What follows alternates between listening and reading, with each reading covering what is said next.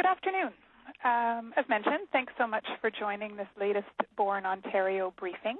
Today we're actually going to be discussing privacy and security at Born, some of the responsibilities and opportunities within our privacy and security framework. Thanks so much for giving up your lunch hour on this beautiful July day. I very much appreciate it and hope this will prove to be informative. So what we're going to talk about, I'm going to introduce some of the basics around privacy associated with personal health information in Ontario. It's very well defined how personal health information is to be treated through provincial legislation, and so we're going to be talking about some of the aspects in which it is protected. Born is in the very fortunate position of being a prescribed registry in that legislation, so we'll talk a bit about how that works. Registry status does have an impact with respect to our partners, people who provide us with information, the public, and researchers who may use our information are all impacted by our policies and procedures as they relate to registry status. So we'll talk about that. Then we'll look a little inwardly at what operations look like at Born to protect the information. And at the very end, we're going to have a little bit of a quiz. This presentation originally was used for privacy training of Born staff, and so there were skill testing questions at the end to make sure people were paying attention. I'm going to do it a little bit differently here in that it's actually a little bit of a competition to see if you are paying attention, then there might be some prizes related to answering the questions correctly at the end. So, Privacy 101. PHIPAA, the Personal Health Information Privacy Act, was tabled back in 2004, and PHIPAA requires consent for the collection, use, and disclosure of personal health information in all cases except for a few exceptions. And so this table that you see here outlines some of those exceptions. So health information custodians are allowed to share personal health information through a concept which is called implied consent within the circle of care. So as physicians, nurses, and allied health work together, along with public health as well, as they work together, they're allowed to share relevant personal health information without actually gaining consent from the patient, as long as it is required for care. There are other health information custodians, such as public health units, LINs, and the ministry, who need access to that information for planning and facilitation, despite the fact that they don't actually directly work with the patients. So those are a couple of the models where personal health information can be shared without consent. But the next two are the ones that really relate to Born. Cancer Care Ontario, CIHI, the Canadian Institute for Health Information, ISIS, which is the Institute for Clinical Evaluative Sciences, as well as POGO, which relates to pediatric oncology, are all organizations, again, included in the legislation as a prescribed entity. And what that means is they're allowed to collect, use, and disclose personal health information for planning. So for planning and managing the healthcare system, these organizations are allowed to collect what we refer to as PHI. A prescribed registry is a little bit different. Same function, we're allowed to collect personal health information, but we're doing it for a different purpose, and that's for improving and facilitating care to the individual. So where Cancer Care Ontario, for example, can collect the information to inform the system, the Ontario Cancer Screening Registry can collect the information for improving care to the individual. So let me see if I can come up with an example. Cancer Care Ontario collects information on trends of a particular type of cancer in the province to ensure that from a planning perspective, they're offering the right services in the right region, very much a planning-based function, versus the Ontario Cancer Screening Program tracks individual patients so that if they've missed one of their screens, their provider can be contacted directly so that that screening can be offered. Very different managing the system as compared to managing an individual. So that's the key difference between an entity and a registry. Both collect personal health information, but they use them for very different reasons. Born Ontario falls into that last row, the concept of a prescribed registry. So we're collecting information to impact the individual. Again, in the spirit of Privacy in Ontario 101, there are a few definitions I just wanted to clarify before we dive in a little bit deeper. Personal health information, often referred to as PHI, is any identifying information about an individual that relates to their physical or mental health, their provision of health care, payment, eligibility, or health card number. It's really important to keep in mind that when it comes to identifying information, that's not necessarily things as clear as a name, a phone number, or an OHIP card. It can be much more indirect than that. If you live in a small community, and there are identifying factors about you where you could be re-identified is a word we use. If someone with some knowledge of the community could use the information to figure out who the patient is, that's considered PHI. That's considered personal health information. So in fact, in many cases, postal code would be considered personal information that would allow for re-identification of health information associated with that individual. An agent is an employee, contractor, student, or volunteer, so essentially people who work within Bourne with the PHI. There's all sorts of rigors we put in place around training and confidentiality pledges to ensure that they abide by the Bourne policies and procedures that relate to privacy and security. But as an agent of Bourne, they're allowed to work with the personal health information they need to be allowed to use their job. So you'll hear the term agent every once in a while. Three concepts that are really, I consider, the foundation of all of this is the concepts of collection, use, and disclosure of personal health information. So collection is when hospitals provide us, for example, with labor and birth information, that is a PHI data collection. We're allowed to bring that in. Once we have the data in-house, we use it to do our work, and we're going to talk a lot more about that in a little bit. What exactly does Bourne use PHI for? And in the instances where that information needs to go back out, where a provider needs to be told something about a patient, that's considered a disclosure. So collection, use, and disclosure are three very key concepts within HIPAA and within the prescribed registry guidelines. Another thing to keep in mind is the secondary use of this information. We are allowed to use Bourne data for the purposes of research. We are never allowed to collect the information specifically for research. We are only allowed to collect the data for the facilitation and improvement of care. But once we have the data in-house, there are policies and procedures that allow for the secondary use of that information for research, as long as a number of caveats or a number of aspects have been put in place before that happens. Again, we'll talk a little more detail there. So just some key definitions as they relate to privacy and security. So many of you will recognize the Bourne vision of the best possible beginnings for lifelong health. But the picture you see is a little bit different than our standard pregnancy picture. And actually what you're seeing here is our privacy officer with his brand new baby girl. So it seemed relevant for this presentation to include Dr. Pranish Chakraborty in the Bourne vision, who's really living the Bourne experience firsthand these days. So, as mentioned, Bourne is a HIPAA registry, and we were actually put in legislation back in November of 2009. So, being included originally as OPSS, the Ontario Perinatal Surveillance System, and recently updated to our new name of Bourne Ontario within the regulation itself. That allows us, as we've talked about, to collect and use and disclose personal health information without consent for facilitating and improving care.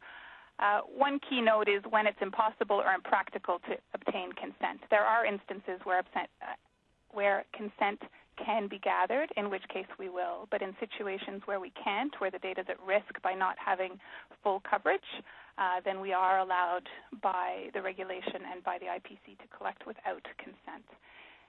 Being in the law is not enough. Part of HIPAA is the fact that we have to adhere to rigorous privacy and security policies and have them reviewed by the Privacy Commissioner of Ontario, Information and Privacy Commissioner of Ontario. That process has been ongoing for since about the past year, developing those policies and procedures, submitting them to the IPC in early spring, getting feedback from them over the last few months to mature those policies and procedures has been done. A site visit has been completed by Privacy Commissioner staff, and we're now just waiting on final word that they have been approved. So I'd ask you all to cross your fingers and toes. Assuming all goes well, we hope to receive final approvals in the next few weeks.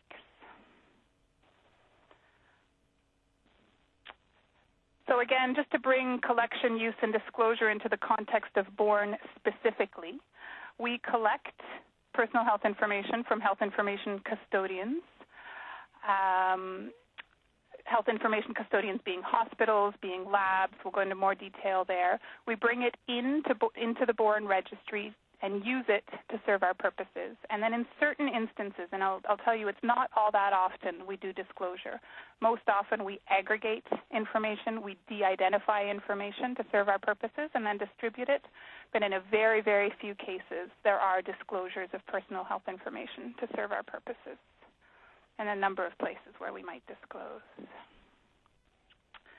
The collection is really based on our 5 founding members. So those of you who were able to participate in the first call will remember the 5 founding members that make up the original BORN data set. Prenatal Screening Ontario, we collect information from 5 labs within hospitals, specifically around prenatal screening results, as well as follow-up information from the follow-up clinics. The Fetal Alert Network collects information on congenital anomalies and high-risk pregnancies in the province and is based in 5 hospitals, so we collect information from them. Labor and birthing units across the province, 105 hospitals contribute that information. We collect that information from them, historically the NIDA database. Also, some of the NICUs provide us information about babies as well. Newborn Screening Ontario, based here at CHIO, has a lab that will provide information to us, as well as the follow-up clinics. There will be data collection from them as well. And finally, midwifery, getting data from all midwives in the province, collecting data from all midwives in the province, all into the BORN registry. So this is a schematic, essentially, of our collection from a privacy perspective. And this is all documented in the IPC submission. How we use it and when we disclose it is dictated by our purposes. Let's just give this slide a moment to update. Perfect. So what we get to now is the BORN purposes, and this was a really, really interesting exercise for the organization to go through. Being 5 founding members coming together for various reasons, many of you have heard talk of the importance of outcomes, and it was really important to link the data set to get outcomes information, things like that. Everyone came with a reason to wanting to participate in BORN, but it was really the debate around the BORN purposes that forced us to have some really interesting conversations to identify exactly what we're responsible for delivering within the context of the privacy legislation. So I'm going to walk you through these. And hopefully you'll recognize your use of the system in one of these purposes. So, one more thing I'll add before I dive into them is you'll remember that the registry is responsible for the facilitation of care to the individual, and these purposes are actually prioritized to meet that. So the closer you are to A, the more direct impact you have on facilitation of care to the individual. Once you get to F, the impact to the individual is a little more remote. So A, I'm going to give you an example for each, but A is all about identifying individuals or settings where appropriate care has not been received, and then facilitate access to care and treatment for mothers, infants, and children. The best example here is the concept of a missed screen. If we can identify a baby who has not received their newborn screening screen, we can then facilitate access to that care to that baby. So baby didn't receive the dry blood spot screen. We can communicate with Newborn Screening Ontario or the hospital where that baby was born to ensure that that screen is done for them. So very much our number 1 purpose. Number 2, B, facilitating continuous improvement of healthcare delivery tools to minimize adverse outcomes. I'm going to stick with the screening example just for a minute because it works quite well with B. Newborn screening is a screen. It's not a diagnostic procedure. It's a way to identify a population at risk. And by definition, some people will be identified as at risk who may not be. It is the diagnostics that are required. The better job the screening program can do at identifying people at risk, not missing anybody, the better the program. And so really a missed screen, the fact that someone received a negative result, is not a good situation to be in. So improving the newborn screening algorithms to make sure that nobody is missed, not because they weren't offered the screen, but because they were actually told they were healthy when they weren't, is a key function of the registry. C, determine where maternal and or newborn outcomes are clinically or statistically discrepant with accepted norms and raise alerts where necessary. The best example here is about clusters of congenital anomalies. If we're collecting this information and analyzing it and can find situations where there are an unexpectedly high number of congenital anomalies in the province, investigations can be done in that region to understand whether there are specific things resulting in that and make sure that appropriate care to address that is being offered. So basic function of the registry. D, enabling healthcare providers to improve care by providing information and tools to compare their outcomes and performance with peers and or benchmarks. Bourne is developing a dashboard specifically around labor and birth. You may have heard about it on the last call. It's been mentioned in a number of Bourne Ontario briefings and calls, but essentially the dashboard will identify some key information along with expected benchmarks associated with that information. An example is the concept of elective repeat C-sections before 39 weeks in low-risk women. Anne is correcting me here. Thank you. Being able to understand an organization's rate of elective repeat C-sections in low-risk women and how they compare to benchmarks set by the working group associated with these indicators will ensure that sites are providing the best possible care. So this is one example of how we're meeting our purpose of D. E, identifying areas where best practice evidence needs implementation, is a similar concept, but rather than benchmarks being set, it's really providing hospitals access to their own information and peer information to ensure they're providing the best possible care. And finally, F, reports for the Ministry of Health and Long-Term Care, the LIN reports, and the Public Health Unit reports are all key tools in providing comprehensive and timely information about care being provided to mothers, babies, and children across the province. So these are our our full set of purposes, going from direct facilitation of care to the individual to mechanisms to inform providers and the like on that care. A lot of information, I know, but they really are core to the function of the registry. Once we defined all of those and had examples for each of those, we went through the next really interesting exercise, which was mapping that to our data collection. When the 5 founding members came together, we took all 5 data sets and tried to and normalized it and created our data dictionary, which hopefully many of you have seen and have been introduced to through the Bourne Build briefings. What we had to do as part of our registry submission was actually to take every one of those data elements and map it back to one of our core purposes. If we can't explain why we need that data element to serve one of those purposes, we can't collect it. And so we did go through an exercise for each and every data element to identify the purpose, you can see here in column 3, and then also to make sure we were getting it right, including examples for every one of those.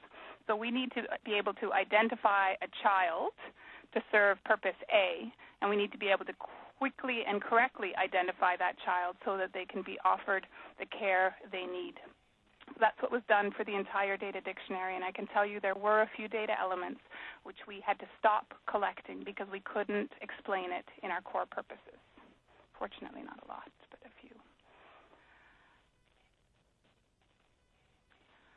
Okay, so once we'd done all of that, completed our submission to the IPC, as a registry, hopefully as an fully operational registry in the next few weeks, we have a number of responsibilities. We have to put in place the practices or the policies and procedures required to protect the privacy of that PHI. We're going to go into a lot more detail about that in a minute, which is our Bourne Privacy and Security Manual. We need to be able to make available to the public plain language explanation about what our functions are. You can find that at borneontario.ca/privacy. And we do need a contact person who ensures compliance with PHIPAA, who responds to any requests, complaints, inquiries, etc. And that is our Bourne Privacy Officer, who is Pranish, the guy with the cute baby. I want to talk a little bit about how the Bourne Registry interacts with its partners and the responsibilities and relationships there.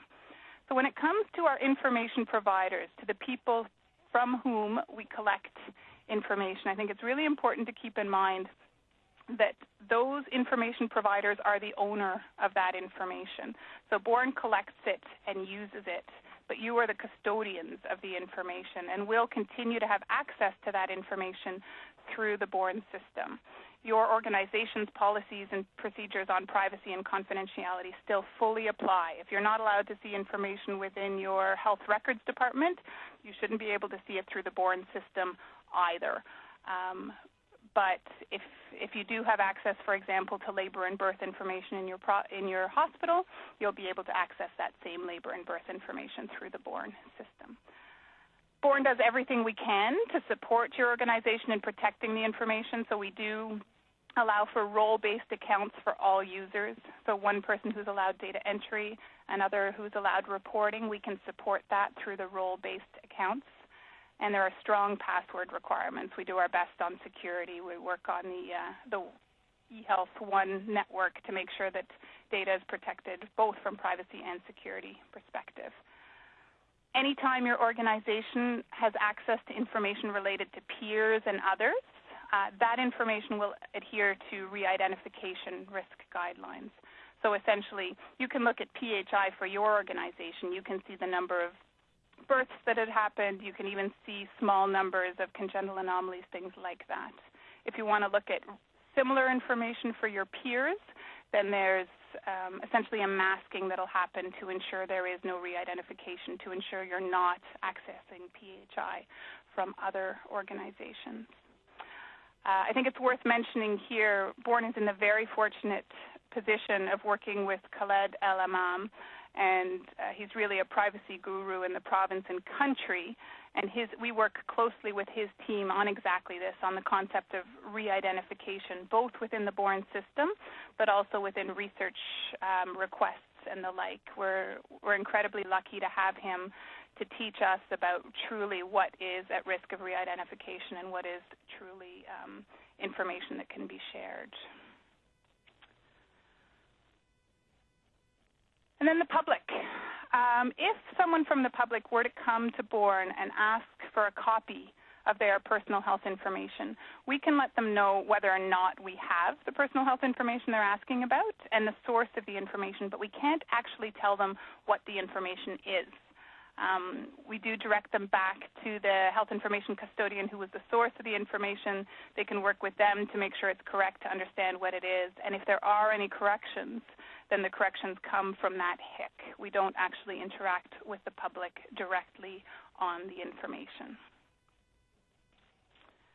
And finally, researchers. I spoke at the beginning about the fact that Bourne data can be used secondarily for research. If we already have it in the database for the purposes of facilitating care, we can grant access or provide that information to researchers under very strict conditions. We need an application in writing, we need a research plan, and we need REB approvals. There's then a process that goes on with our science team and the researcher to make sure that all of our policies and procedures and restrictions are met, to make sure as much de-identification is done as possible, to make sure it really is the minimum data set required to serve the purposes of the research. Anything to add? No. Yeah. So again, supporting researchers within our privacy and security framework. We do have policies and procedures governing this specifically, which we can provide as required. Okay, so that was looking outwardly. We now know what a registry does. we now know how the registry interacts with its partners around. Now we're going to look a little more inwardly at what really building a culture and building a privacy operation within BORN looks like. So we'll talk a little bit about the governance structure we have in place to oversee it, who have the different roles and responsibilities within the organization, and then touch on a couple of the policies that are included in our privacy and security management plan. From a governance perspective, we did put in a number of committees and leverage other existing committees to make sure there is the appropriate oversight on the work being done by the registry. At the end of the day, BORN Ontario is housed within CHIO here in Ottawa, and so the CHIO Board of Directors Quality Committee is top dog. They're the ones where a serious breach would end up with, things like that. They're the ones who do our annual review to make sure that we are operating as we say we are operating. So final responsibility falls to the CHIO Board of Directors Quality Committee. The work of BORN is taken to them by the CHIO CEO, and under him is a series of committees that participate more in the day-to-day. The leadership team of BORN Ontario is kept informed quarterly at least of the work of the privacy group. The Privacy and Security Review Committee is really the group of people that have their finger on the pulse of privacy at BORN and ask the tough questions of the privacy officer and privacy administrator, I believe, on a monthly basis. Under them are a couple of committees that are really about collection and disclosure. The Data Dictionary Review Committee is the group that oversees what our data collections are, and the Disclosure of PHI Review Committee oversees where we're handing out PHI. So those are key in deciding what personal health information will be collected and disclosed. Roles and responsibilities in day-to-day operations. Michelle Bilodeau is the CHIO CEO. Tyson Rafi is both the CIO at CHIO and the Chief Privacy Officer as well. So we're in the fortunate position that BORN has its own privacy officer, but we do have another privacy expert we can go to when required. Dr. Prentice Chakraborty, as mentioned, is our acting privacy officer, with Joan Mongeon being privacy administrator. She really takes care of all our ongoing operations of privacy, data sharing agreements, things like that. Myself as acting director, and Anne Sprague, who facilitates a lot of the data requests that come into BORN, is key in privacy operations at BORN. Then there's our Bible. The BORN Privacy and Security Management Plan outlines our mechanisms for protecting personal health information.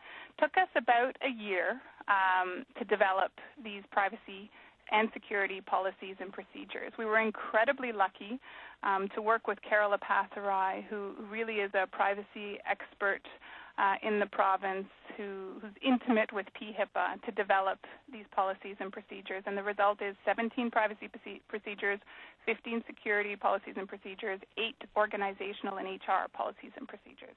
So just to give you a taste, it's 215 pages of policies and procedures, along with the evidence that goes with it. So we include all the logs and things like that that show where those policies are being followed.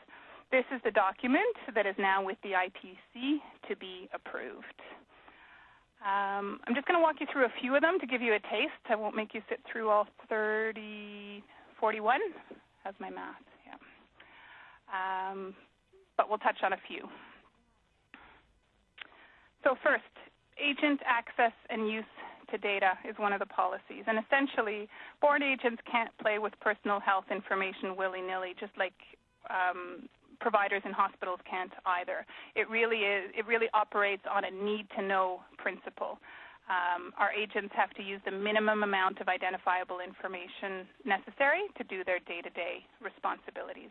And in fact, they have to apply for access just as our BORN users in the community have to apply for access, saying exactly what data is required, how long access is required, and what type of access. And that access does need to be renewed annually to make sure we don't have legacy people with access to the system. Disclosures not for research. So you'll remember in our purposes, we have a number of purposes associated with the data, and a few of those require that personal health information be distributed outside of BORN. There's not a lot of them, but we, again, are allowed under regulation, but have to capture exactly where that happens in our policies and procedures. So under Section 49(1)A, improving and facilitating care, we come back to that missed screen concept. The fact that if a baby has not been screened, we are allowed, according to the procedure defined in the document, to contact the appropriate people. Gestational diabetes follow-up is something we're looking to in the future, but not quite yet, so I won't spend too much time there.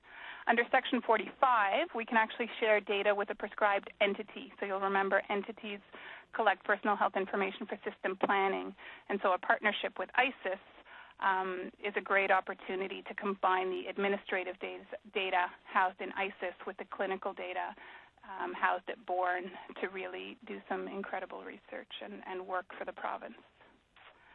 There are approval processes required before disclosures, obviously, and you'll remember there's a committee specifically set up for that. Breach. I'm not sure how many of you have read the newspapers, but if you have, this word may resonate, given what I think it's the cancer screening registry is going through at the moment. So every time you hear about it, this policy becomes much more real. But essentially, a privacy breach or potential breach occurs when PHI is collected, retained, used, or disclosed in ways not in accordance with HIPAA. Lost laptops might be a breach. Results lost in the mail could be considered a breach. Paper files left on the bus would be considered a breach. And the IPC takes these incredibly seriously, as do we. And it's important to respond really fast when faced either with a breach or a potential breach. Even if you're not sure whether it's a breach, these steps apply, which is essentially call the privacy officer ASAP and do everything you can to limit it. Finally, there's an expectation that we work with the privacy officer through the evaluation and communication of the breach. So all of our staff, all of our agents are well versed in exactly the process to follow should there be either a breach or a potential breach. According to the confidentiality agreements that our staff sign as BORN agents, were the breach serious enough, there is risk of termination associated with that. So we take it very, very seriously. To ensure that breaches don't happen, we also have policies and procedures related to audits. And our privacy officer is responsible for an annual audit plan, which looks at organizational compliance, agent compliance, and also research compliance to all of the agreements and policies against which they are measured or responsible. So anyone with access to the BORN database or data sets can be audited at any time as dictated by that plan. Okay, that was a lot of information, especially on this sunny day. But how we capture all of that and how we keep track of all of that is through our quarterly and annual reports. The privacy officer is responsible for publishing this quarterly report and then taking to the board of directors the annual report associated with privacy. I mentioned a privacy culture. This is key in that. It's really keeping our eye on everything that is privacy and security at BORN and making sure that the entire organization is engaged in it. So the report includes updates on governance structure, how often committees have met, who attended, things like that. Training and awareness, making sure that all our staff are trained appropriately, and also that we're as transparent as we need to be through our website and other public engagement mechanisms. The work done on audits and compliance, so PIAs, privacy impact assessments, and TRAs, threat risk assessments, are something we're knee-deep in at the moment with respect to the BORN technology, the BORN build. So we want to keep track of those and make sure that not only they're being done, but their recommendations are also being implemented. Incident management is key. It's not only about breaches, it's also about complaints and inquiries to make sure we are following feedback from the public wherever possible, and of course status of recommendations wherever they might come from, PIAs, the Privacy Commissioner, things like that. So that was 36 minutes of Privacy 101. So what I'd like to do now is lighten it all a little bit and learn if anybody has been paying attention by coming up with a few skill testing questions for you. And as mentioned, first person with the truly correct answer in that little chat window, I think you have a chat window on the left side of your screen. If you drop your cursor in there and get your fingers on the keyboard to type as fast as you can, if you're the first one to respond to the question, then Britain will let you know, and we will follow up to get your contact information to send you a little bit of Born Bling. So 3 questions, and I promise they're not that hard. First question I've got for you, hope your fingers are on the keyboard. Is Born a registry or an entity under PHIPAA? Is Born Ontario a registry or an entity under PHIPAA? I've got answers. I'm so excited. Everyone's clearly listening. Thank you so much. Awesome. Next chance. Okay, people still typing registry don't have to because we've got a lot of answers already, but thank you so much. You're absolutely right. Born is a registry under PHIPAA. Sorry? Sunnybrook won. Congratulations, Sunnybrook. Sunnybrook, if you could just drop an email address into the chat window to Britain, we'll get in touch with you. Question number 2. This one's a little bit trickier. You'll remember collection, use, and disclosure. Fingers on the keyboard. Next one is, what is one example of a disclosure Born might do? What is one example of a disclosure Born might do? Oh, look at that. Anne Brown wins. Nicely done, Anne. Missed screen is one. Kim, nicely done. A missed newborn screen is one example of a disclosure that Born might do. Good work. Last question, last chance for Born Bling. Ready? I'm just going to make sure we're good. Yeah, okay. Good. Can Born provide an individual with a copy of their own personal health information as it exists in the registry? Question, can Born provide an individual with a copy of their own personal health information as it exists in the registry? Oh, Kim Blanc, there's a few wrong answers here.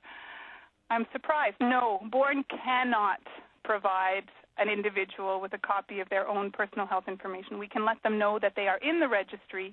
We can let them know who provided us with the information, but they have to go back to that provider to actually get the content of the information. Sunnybrook won again. You guys are smart and paying attention.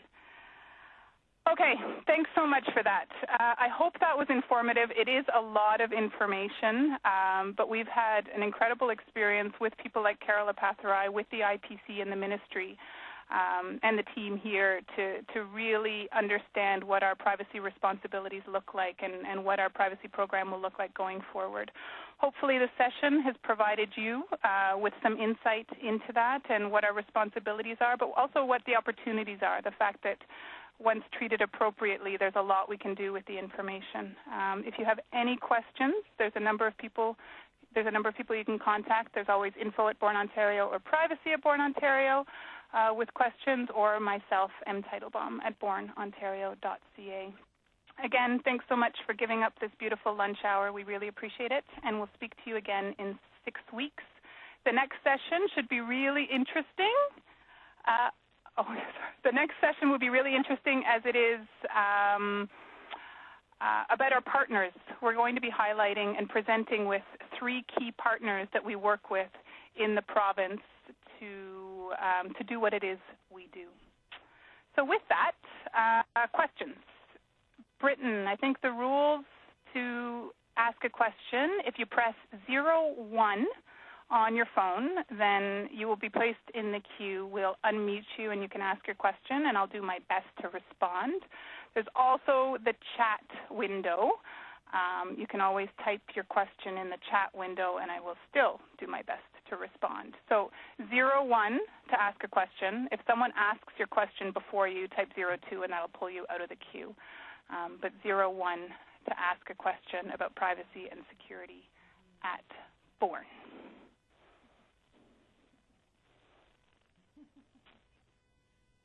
Oh, got a question here in chat from Connie. If a breach is identified at Born, will the facilities that it relates to be notified? Absolutely. If you want to read through the whole policy and procedure, it dictates exactly who will be told and when. But we do have a responsibility, I believe, I'd have to go back to the manual, but I believe both a breach or a potential breach involve informing the institutions impacted. Okay.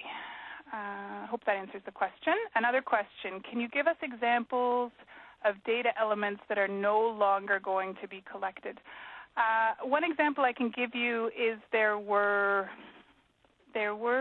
some demographic attributes associated with providers and organizations providing us with information that really weren't relevant. So, for example, the telephone number associated with the organization from whom we were collecting information used to be included, and we really can't justify that under any of those core purposes, and therefore it was dropped.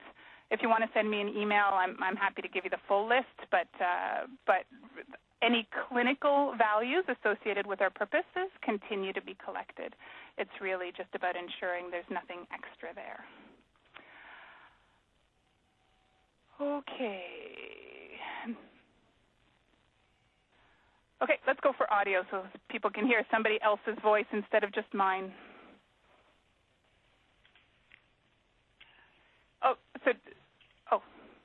There's no one to unmute, sorry. Oh, someone's unmuted? Did someone have a question who hit 01 on the phone? Yes, it's Hi. Val from Trillium. Hi, Val. Hi. Just wanted to know, is it possible to get summaries of your PIAs and TRAs when they're done? Happy to. We actually have to, I know we have to post the PIA on our website, I believe. I'm not sure about the TRA. Okay. But if you send me an email, I'll be sure to send you what you're asking for. Okay. PIA publicly available. TRA, I'm not. I would guess that because it has sensitive security information, we're probably not able to post it. Okay, PIA is fine. And the other question so that's in process. Sorry, that's in process now. We expect it to be completed in the next. And you're just going to post it to your website. That's right. Right. Okay. And what about the Bourne Privacy and Security Management Plan? Is that shareable? The policies will be posted on our website, not all the procedures. Okay, that's fine. I believe there's a version of it I believe there's a version on the website now that includes all the policies.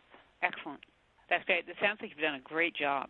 Thanks. We're really happy with it. We're proud of the work that's been done. Yeah, you should be. Thank you. Okay, let me see. I've got some questions in the chat here. Bear with me. Do researchers have or can have access to Bourne? Researchers can have access to Bourne data. We do envision a day when they may have access to the Bourne system.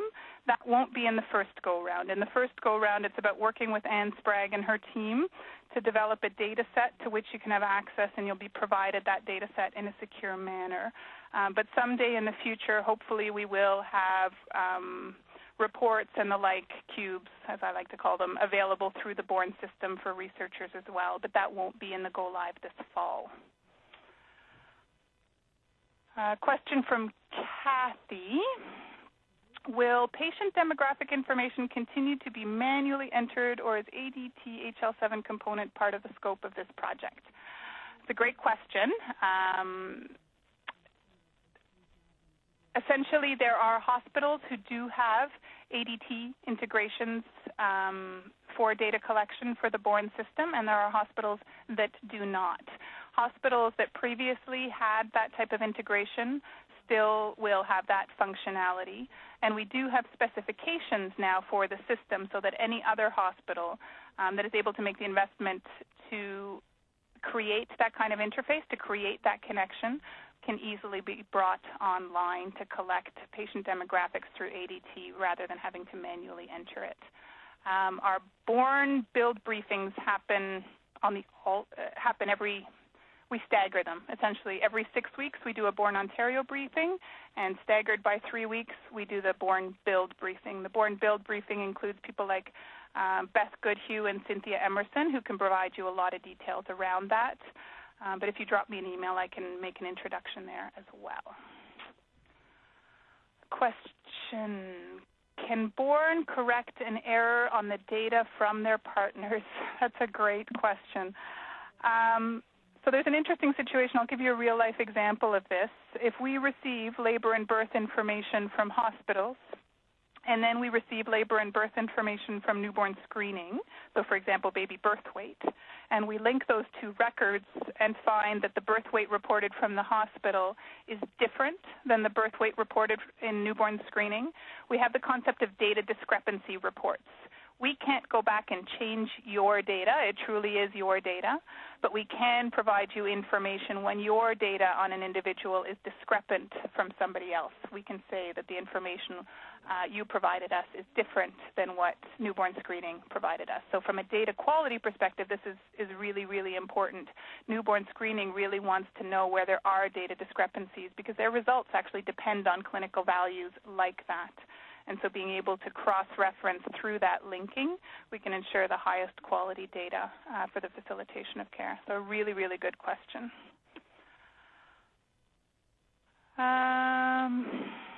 Let's see. Can you clarify point A on use and disclosure slide? Okay, I need to go back and find the use and disclosure slide. Bear with me. Point A, identifying individuals or settings where appropriate care has not been received and facilitate access to care and treatment. That's really the concept of a misscreen. So if we can identify the child who has not received the appropriate care, i.e. has not received the dry blood spot screening, we can facilitate access to that screen to that child. We don't do it by contacting the family directly. We don't interact directly with the public. We can either go to Newborn Screening Ontario, who will work with the hospital, or should it be required, we could, for other instances of appropriate care not being received, go directly to the hospital to highlight the fact that that baby had been missed and ask them as their care provider to follow up. So I guess that's the follow-up question. When would you contact individuals, and would the hospital know? We don't contact the individual. Good. That's the last question in the chat. Are there anyone else in the queue to ask questions, Britton? Nope. Oh.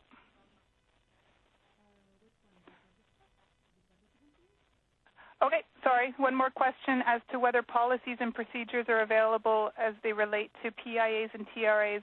As mentioned, if you go to bornontario.ca/privacy, you'll be able to navigate to a PDF of our policies, and you can look at the details of what our policies are around both PIAs within the privacy section and TRAs within the security section of that document.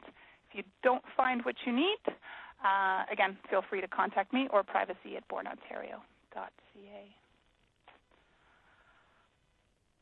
Okay.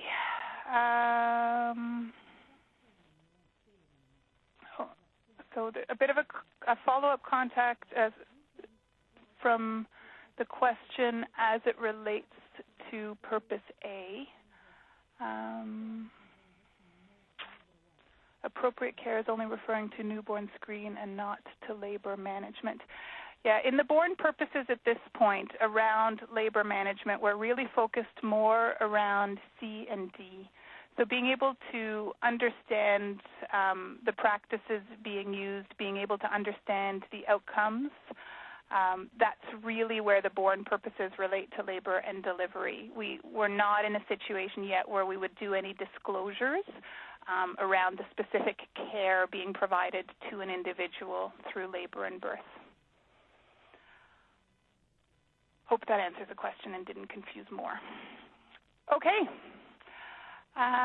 So thank you again for attending and for all your great questions, and we'll see you again in 6 weeks when we talk about Born and some of its partners across the province. Have a great rest of the summer and see you in September.